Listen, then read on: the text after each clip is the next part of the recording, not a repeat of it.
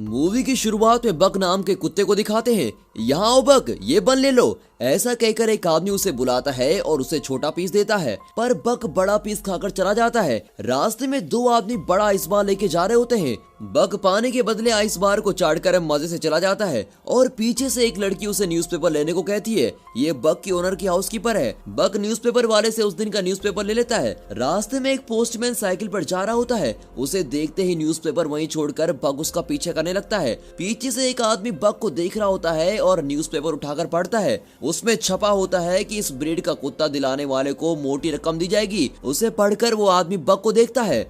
बक postman का पीछा नहीं छोड़ता और कुछ दूर पर बेचारा पोस्टमैन गिर जाता है। वो हाउसकीपर से कहता है कि कुत्ता संभालो मैडम, मुझे मरवाओगी क्या? वो लड़की बक से कहती है, बक तुम घर जाओ और सबको जगाओ, गुड बॉय। बक घर में सबको जगाने के बजाय उन्हें टॉर्चर कर रहा होता है। उन बेचारों के बेड पर कूद कूद कर उन्हें हवा में उड़ा रहा होता है। वो इतनी तेज भागता है कि किचन में रखे कप्स भी वाइब्रेट करने लगते हैं। वहाँ के कुक्स भी बक की आवाज सुनते ही सारा खाना छुपा देते हैं और अब बक तेजी से किचन में आता है तो वहाँ खाने की कोई चीज नहीं दिखाई देती। बेचारा बक बेबस होकर नौकरों को देखने लगता है, लेकिन वे बक को कुछ नहीं देते और उसे बाहर भगा देते हैं। फिर बक को उसका ओनर घर के बाहर लेके जाता है और दरवाजा बंद कर देता है, पर बक खिड़की से अंदर आने के लिए फिर से कूद रहा होता है। पर ओनर कहता है कि आज के दिन तुम बाहर रहोगे और तुम खुद ही डिसिप्लिन सीख जाओगे। इतने में बक एक खरगोश को देखता है और उसके बिल तक उसका पीछा करता है। फिर वो अपना सर बिल में घुसा देता है। जब वो सर बाहर निकालता है तो देखता है कि वहाँ बहुत सारे लोग आ रहे हैं। तब पता चलता है कि घर में मेहमान आए हैं और उन्हीं के लिए शानदार दावत तैयार हो रही है। अब लॉन में सारा खाना सेट कर दिया जाता है, जिसे देखकर बक खुशी से झूम उठता है। तभी सारे गेस्ट ग्रुप फोटो खिंचवा रहे होते हैं। तभी क्लिक करते वक्त मुंह में एक लेग पीस लिए बक बीच में आकर फोटो के लिए पोज करता है और सभी चौंक कर बक को देखते हैं। फिर टेबल को देखते हैं तो लगता है जैसे खाने पर बवंडर गुजरा हो। ओनर गुस्से में बक के मुंह से लेग पीस खींचता है, पर उसके हाथ में सिर्फ हड्डी आती है। स्मार्ट बॉय बक ने मांस ऑलरेडी खा लिया होता है। उस रात ओनर उसे डांटता है कि एक दिन भी तुम डिसिप्लिन फॉलो नहीं कर सकते क्या? आज सबके सामने तुमने मेरी नाक ही कटवा दी। ये कहकर वो दरवाजा बंद कर लेता है और बक को बाहर सोने को कहता है। सुबह होने पर एक आदमी वहां आकर बक को बुलाता है। बक सोचता है ये नया कैरेक्टर कौन है भाई। वो उस आदमी के पास जाता है। ये वही आदमी है जिसने पहले दिन न्यूज़पेपर का ऐड पढ़ा था। बक उसकी गाड़ी में बहुत सारा खाना देखता है और उसके अंदर चढ़ जाता है। तब अचानक कुछ लोग दरवाजा बंद कर देते हैं। अब वे बक को ट्रेन में कहीं लेके जा रहे होते हैं।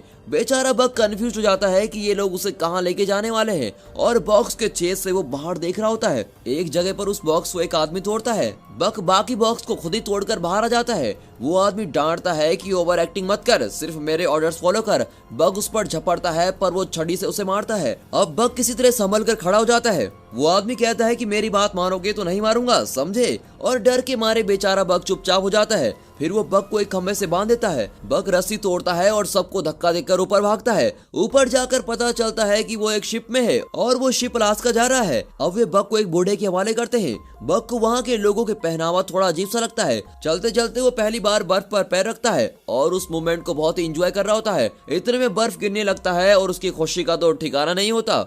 कुछ दूर पर वो जॉन नाम के एक बूढ़े से टकराता है। जॉन उसे देखकर चला जाता है पर उसका माउथ ऑर्गन गिर जाता है। बक उसे उठाकर जॉन का पीछा करता है। अब जॉन शिप पर चढ़ जाता है और मुड़कर देखता है कि बक के मुंह में उसका माउथ ऑर्गन है। वो अपना माउथ ऑर्गन ले लेता है।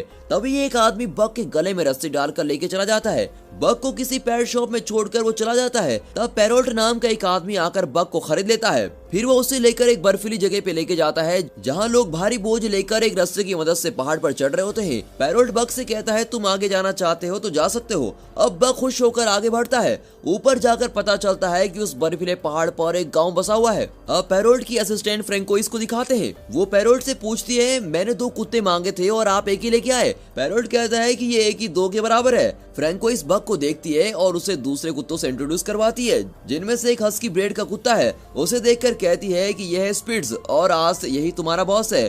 फिर वे कुत्तों को एक गाड़ी से बांध देते हैं और कुत्ते तेज दौड़ने लगते हैं। बक काम पर नया होने के कारण पहले डगमगाता है और सारे कुत्ते एक और भाग रहे होते हैं और बक किसी दूसरी डायरेक्शन में भाग रहा होता है। कुछ दूर पर गाड़ी उलटकर गिर जाती है। अगले दिन फिर से उसी तरह कुत्ते बांधे जाते हैं और वे कुछ पार्सल डिलीवर करते हैं। रात को सारे कुत्ते फिश खा रहे होते हैं। तब स्पिट्स बिल्कुल एक बॉस की तरह दूसरे कुत्ते का फिश छीनकर खाने लगता है।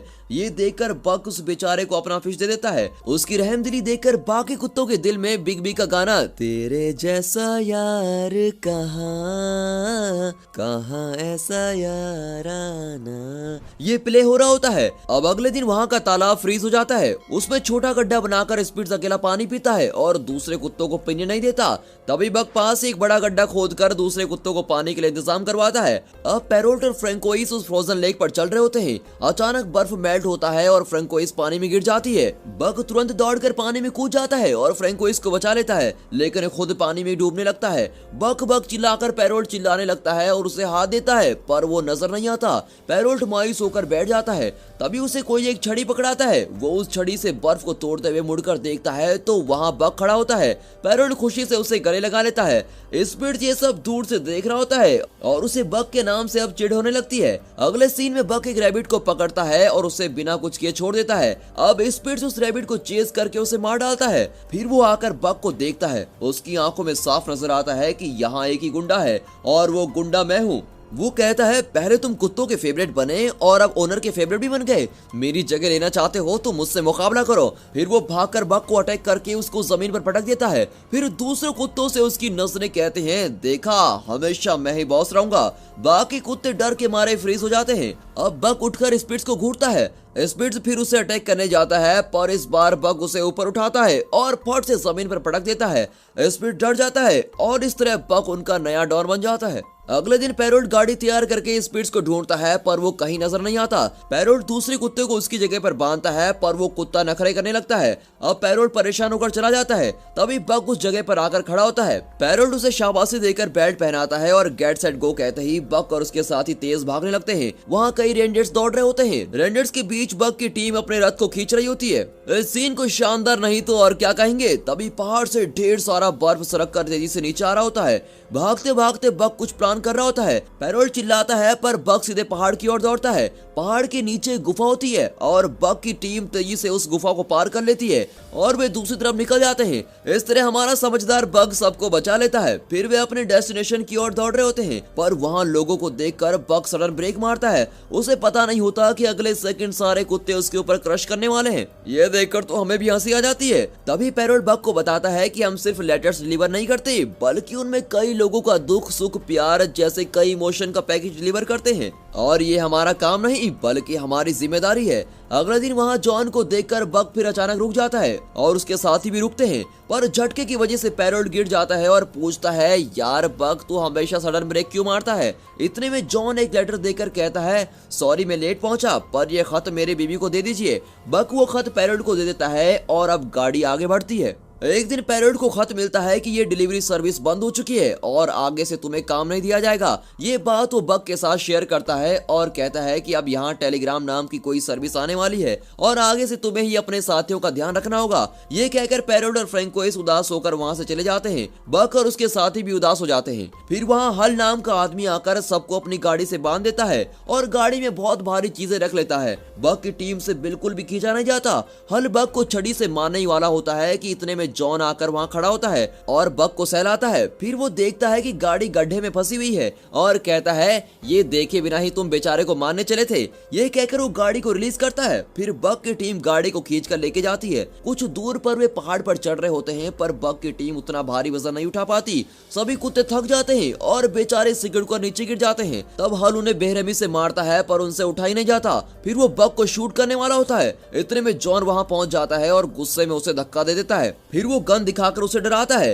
हल कहता है ठीक है तुम बक को ले जाओ, पर बाकी कुत्तों को हाथ मत लगाना। तब जॉन कहता है बर्फ पिघलने लगा है, अब तुम उस तरफ जाओगे तो ना तो तुम जिंदा बचोगे और ना ही ये कुत्ते। पर वो आदमी जिद करता है और बाकी कुत्तों को साथ लेकर चला जाता है। जॉन बक को अपने घर लेके जाता है और बक वहीं आराम करता है। दूसरे दिन वो जरा ठीक हो जाता है और देखता है कि सामने का बर्फ पिघलकर अब नदी बन गई होती है। तब जॉन कहता है बक मुझे डर है कि उस बेवकूफ आदमी के कारण तुम्हारे साथी इस नदी में बह गए होंगे। ये सुनकर बक बड़ा ही मायूस हो जाता है। शाम को जॉन एक बार में बैठकर पी रहा होता है। बक खिड़की से उसे देखता है। तभी हल वहाँ आता है और जॉन को मारने लगता है। बक अंदर जाकर हल को अटैक करता है पर जॉन उसे रोक लेता है। फिर दोनों घर लौट आते हैं। अब बक जॉन की शराब की बोतल बर्फ के अंदर छुपाकर उसके ऊपर बैठ जाता है। तब जॉन कहता है बक वो बोतल मुझे दे दो, मैं उसके बिना नहीं रह सकता। वो बक को हटाने की कोशिश करता है पर बक वहीं अड़ा रहता है। जॉन कहता है तुम तो वाकई स्ट्रांग हो, पर यार मेरे बेटे की मौत के बाद मेरी वाइफ और मैं अलग हो गए थे। इतने साल में यहाँ अकेला रहा और अब तुम ही मेरे साथी हो। उसकी बात सुनकर बक उससे चिपक जाता है। अगले दिन जॉन एक मैप दिखाकर कहता है कि मेरा बेटा ऐसी जगह जाना चाहता था जो किसी मैप में नहीं है, क्या तुम ऐसी एडवेंचर ट्रिप पर मेरे साथ चलोगे? फिर दिखाते हैं कि जॉन और बक एक छोटी बोट पर बैठकर नदी में जा रहे होते हैं और एक खूबसूरत एरियल शॉट में पानी के अंदर की मछलियां साफ दिखाई देती हैं। दोनों दिन भर बोट में ट्रेवल करते हैं और रात को एक जगह रुककर आराम करते हैं। इस तरह उनका सफर चल रहा होता है। यहाँ हल जॉन के घर पहुँचता है। जॉन तो वहाँ होता नहीं पर उसका मैप हल के हाथ में लग जाता है जिसमें उसने एक जगह को मार किया होता है। हल सोचता है कि जॉन किसी खजाने की तलाश में वहाँ गया होगा और खुद भी जाने का फैसला करता है। अपने सफर के अंत में जॉन और बक अपनी डेस्टिनेशन पर पहुंच जाते हैं। वहाँ का खूबसूरत सनसेट देखकर वे पुराने घर में पहुंचते हैं जो धूल मिट्टी से भरा होता है। उस घर को साफ करके जॉन और बक वहाँ रहने लगते हैं।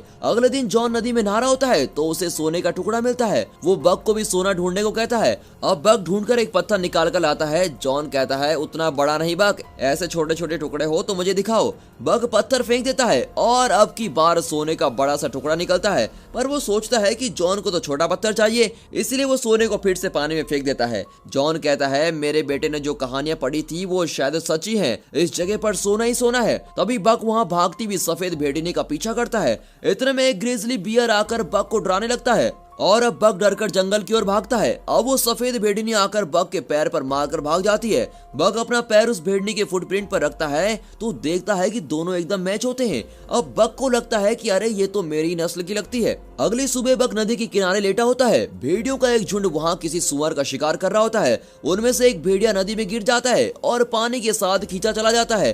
कुछ दूर पर एक पेड़ गिरा हुआ होता है और भेड़िया उसे पकड़ लेते हैं। इतने में बक जल्दी से जाकर उस पेड़ को जमीन की तरफ मोड़कर उसे बचा लेता है और अब सारे भेड़िए बक के फ्रेंड्स बन जाते हैं। वे बक को शिकार करना सिखाते हैं। बक हर चीज में माहिर हो जाता है। वो दूसरे जानवरों, पक्षियों और मछलियों का भी शिकार करता है, लेकिन वो अपना हर शिकार जॉन को लाकर देता है। जॉन हंसकर कहता है कि यार तुम्हारे रंग ढंग से तो लगता है कि तुम मुझे आदि मानव बना दोगे। जॉन देखता है कि बक उस सफेद भेड़नी के साथ घुल मिल गया है और उसने अपना जीवन साथी ढूंढ लिया है। उस रात वो बक से कहता है कि ये दुनिया बहुत ही बुरी है, कल क्या होगा ये कोई नहीं बता सकता। मैंने सोचा भी नहीं था कि मैं अपने बेटे को खो दूंगा, पर आज उसके बिना मैं अकेला जी रहा हूँ और अब तो मैं बूढ़ा भी हो चुका हूँ। तुम अपने जीवन साथी के साथ खुश रहना, इंसानों के झंझट में मत पड़ना। अब मेरा अंत आ गया है और मैं अपनी आखिरी सांस यही लूंगा। ये कहकर वो घर के अंदर चला जाता है। बक जंगल में जाकर भेड़ियों के साथ रहने लगता है। अब दिखाते हैं कि वो पुराना घर जल रहा होता है। उसे देखकर बक जंगल से निकलकर घर की ओर भागता है। इतने में हल जॉन को शूट कर देता है और उससे सोने का टुकड़ा मांगता है। जॉन उसे सोना दे देता है। सोना लेने के बाद हल उसे फिर से शूट करने जाता है कि इतने में बक उस पर अटैक करता है। हल उसे छड़ी दिखाता है लेकिन बक छड़ी को मुंह में पकड़ लेता है और छड़ी के साथ ही हल को जलते हुए घर के अंदर खींच ले जाता है। उसे वहीं छोड़कर वो जॉन के पास आता है। जॉन की आंखें भर आती हैं और वो कहता है बक तुम मेरे लिए वापस आए, मेरा आखिरी समय आ गया है, तुम जाओ और अपने साथियों के साथ खुश रहो। ये कहकर वो बेचारा वहीं दम तोड़ देता है। अब बक वापस जंगल में अपने साथियों के साथ चला जाता है। फिर दिखाते हैं कि बक और सफेद भेड़नी के बच्चे हो जाते हैं। तभी एक दिन वही ग्रिजली बियर आकर बक को डराने लगता है। अब बक निडर होकर उसकी ओर जाता है तो वो ग्रिजली बियर चुपचाप रास्ता छोड़ देता है। अब बक जले हुए उस घर को देखता है और उसे उन सब की याद आती है जिन्होंने उसे पाला पोसा था और मुश्किल समय में उसका साथ दिया था। फिर ये सोचकर उसका चेहरा खिल जाता है कि कई मुश्किलों को पार करने के बाद अब वो एक झुंड का लीडर बन गया है। और बक की इसी सफलता के साथ ये मूवी यहाँ पर खत्म होती है। बक की लाइफ की तरह हमारी लाइफ में भी कई सारी प्रॉब्लम्स आएंगी, रास्ते बदलेंगे, लेकिन हम अपना लक्ष्य जरूर पाएंगे। और इसी विश्वास के साथ हम आपसे विदा लेते हैं। पर जाने से पहले आप इस वीडियो को लाइक और चैनल को सब्सक्राइब जरूर कीजिए और हाँ, साथ ही अपने फ्रेंड सर्कल में इस वीडियो को शेयर जरूर कीजिए। And finally thanks for watching.